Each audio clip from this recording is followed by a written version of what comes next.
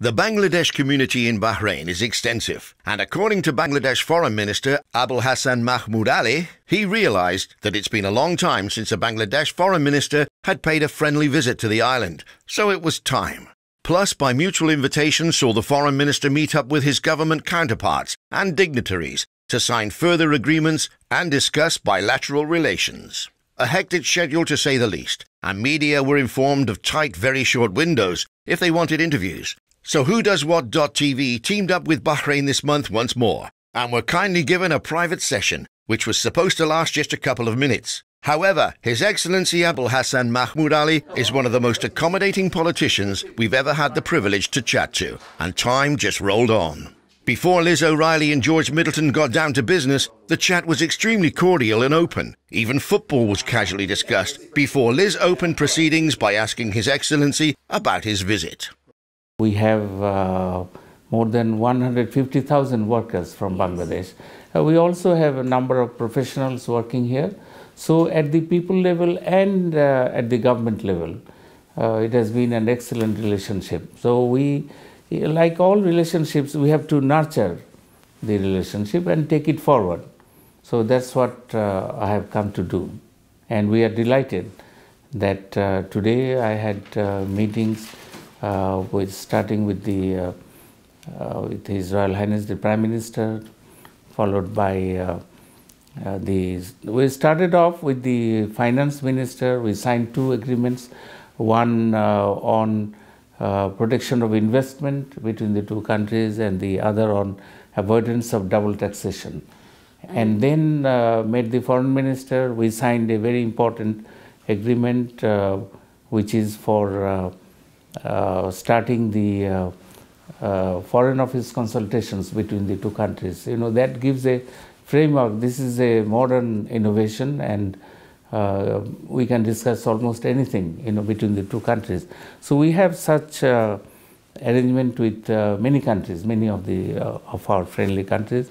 So we signed that, and then I met the Prime Minister, then the Crown Prince, and finally the Minister for Labour and Social Development. So therefore, all in all, it has been a tremendous success. The Bahrain Prime Minister invited this has been there on the cards, our Prime Minister to visit Bahrain, which she had accepted already, and we have been deciding on the dates. So we are looking at end of January or early February, which is again 2016. Yes, I mean just about a month from now, a month and a half. So we are working on that, and we hope to sign a number of further agreements. I am especially very pleased with the way my delegation, myself, we have been received just like friends, and in fact His Royal Highness the Prime Minister, he obtained an undertaking from me to come to Bahrain at least once a year. So I look forward to visiting Bahrain as we go along, and let's see now. We have also we have offered places in the National Defence College, which is a very well run, you know, this is a state of the art also in the military field, and we are offering training. We are providing training to many military officers from friendly countries such as Saudi Arabia, from Kuwait, from India, Pakistan, Malaysia. You've invited the Bahrainis to Yeah, come? we have invited, yes. This is the Military Defence College. Yeah. And also I have invited them to, we have started a we had a military academy, but used to be much shorter course. So now we have started a 4-year course in the military academy, the basic military academy, and we have offered places there also. So all these things are there.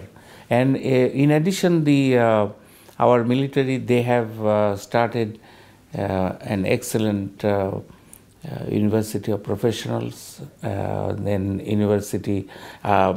Military Institute of Science and Technology.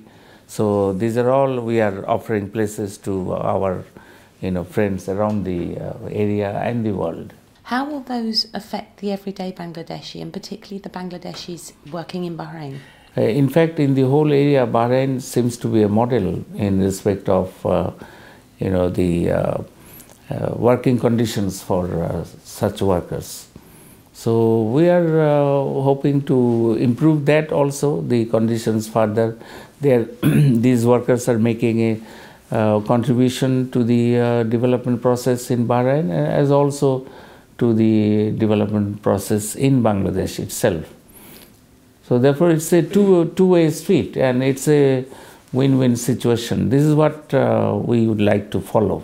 We can still send more workers, especially the skilled workers, professionals to Bahrain and the other member states of the Gulf Cooperation Council, but we are now poised to take off in a big way in industry, in manufacturing, in new areas which I mentioned, and we are looking for partners, joint ventures.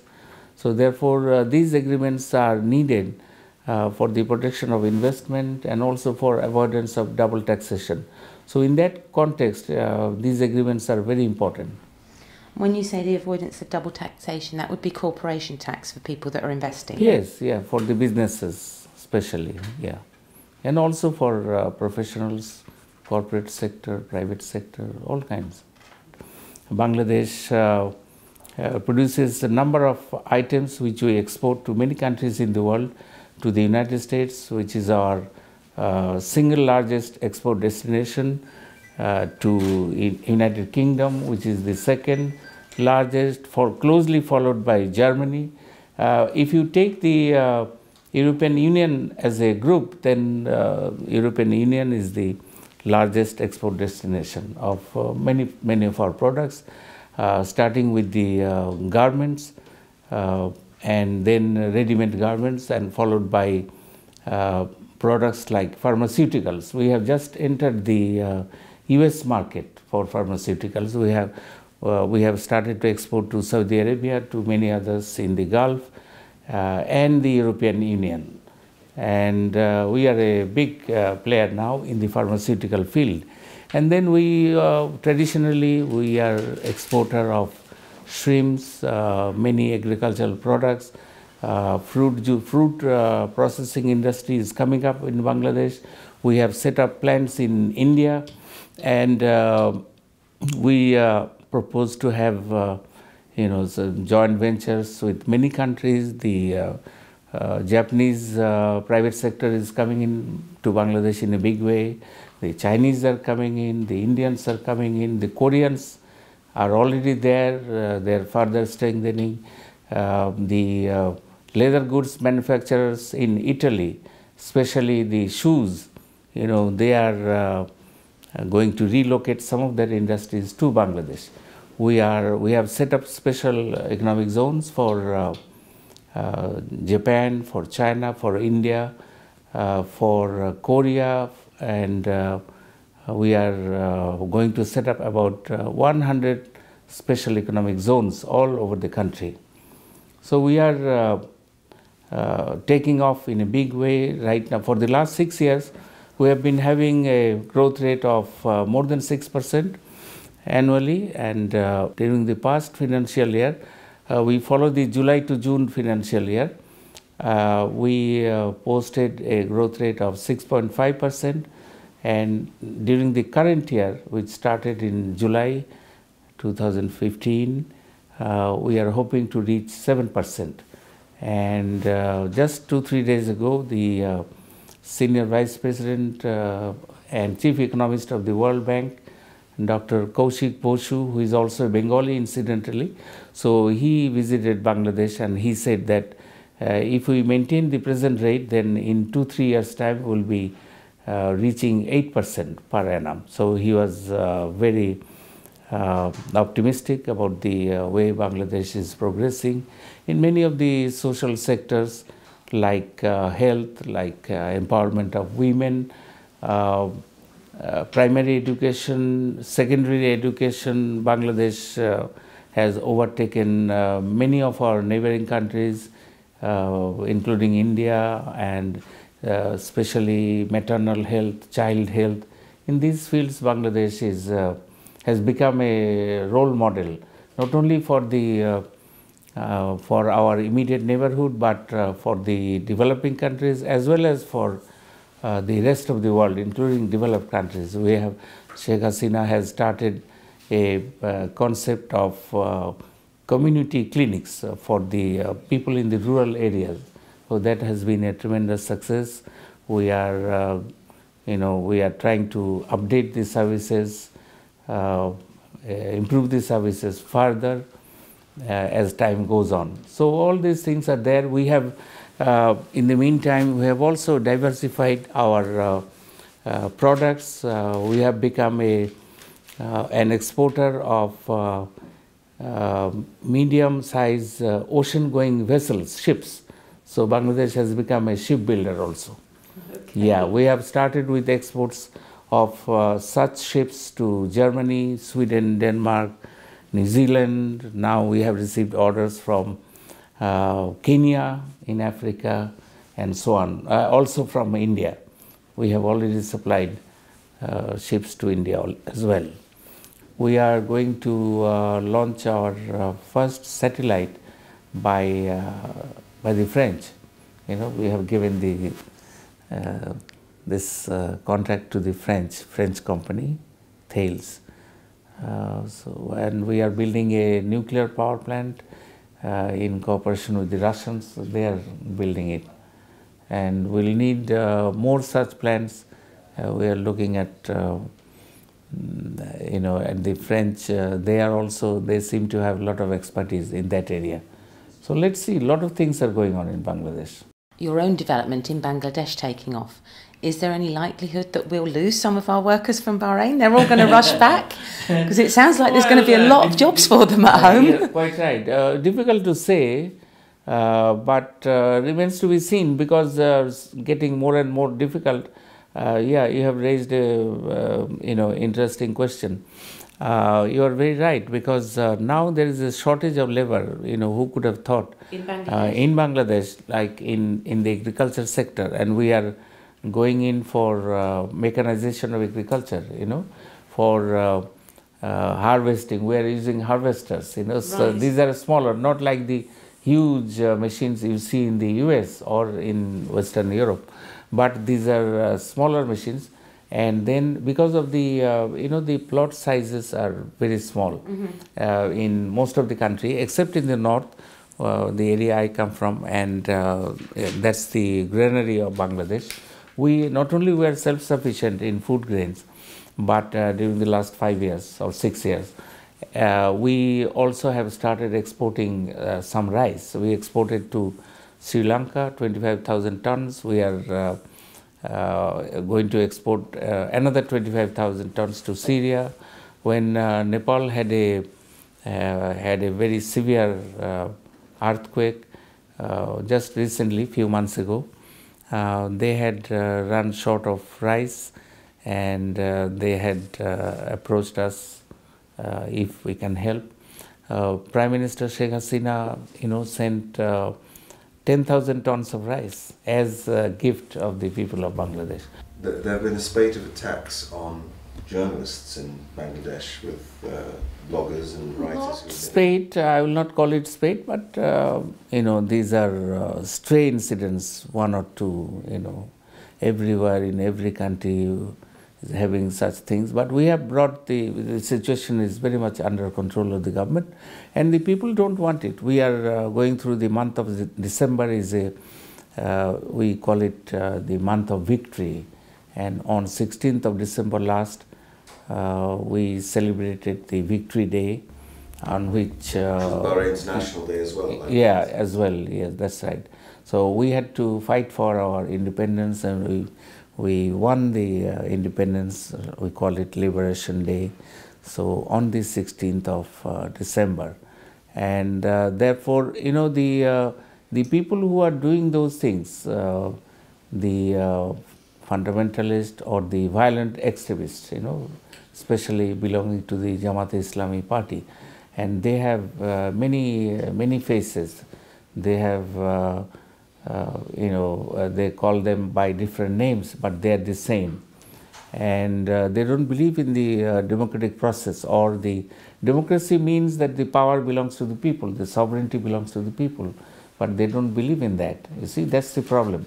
And they are violent. But we have brought them under control, and let's see. We have to do it.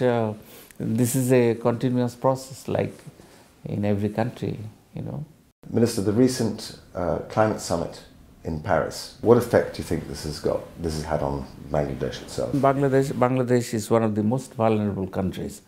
If the sea level rises by 2 meters, then maybe, you don't know yet, but we fear that about 30% of the southern coastal area will go underwater. So if that happens, that means about 30 million people, 30 million will be displaced, internally displaced. So this is a big problem for us. So we are working with the Netherlands. They are masters of land reclamation from the sea, as you know. So we have started working with them, and let's see. We are also undertaking development of new ports. So the initial work is going on. A British company is doing the feasibility study, and then there are many offers coming in now, many consortiums from Europe, led by the Dutch and the others, Sweden, Denmark, Norway, and so on. And there are others. Let's see now. Yeah. Are you also going to be doing development work to reduce emissions? We have started, work on the solar power project. We have already started to use solar power for irrigation. We need a lot of irrigation water.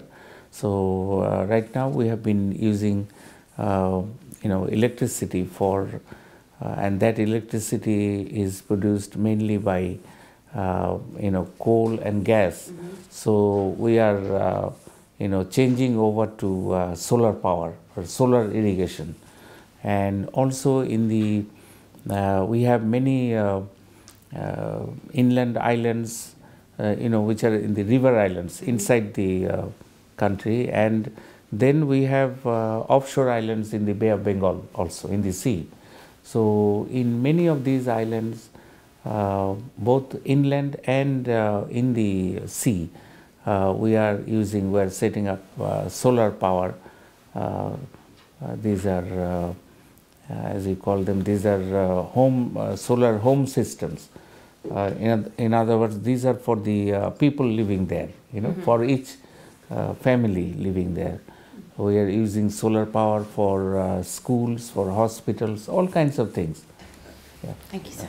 And guess what? The interview didn't actually end there, for tea and biscuits came and the chat continued, with the foreign minister ever pleasant and never once showed signs of overload. Yet he had a queue of other journalists outside the door, eagerly waiting. So magnanimously and reluctantly, we made way for them. This is Geg Hopkins for WhoDoesWhat.tv and Bahrain This Month, with the Bangladesh Foreign Minister Abul Hassan Mahmood Ali during his recent visit to Bahrain.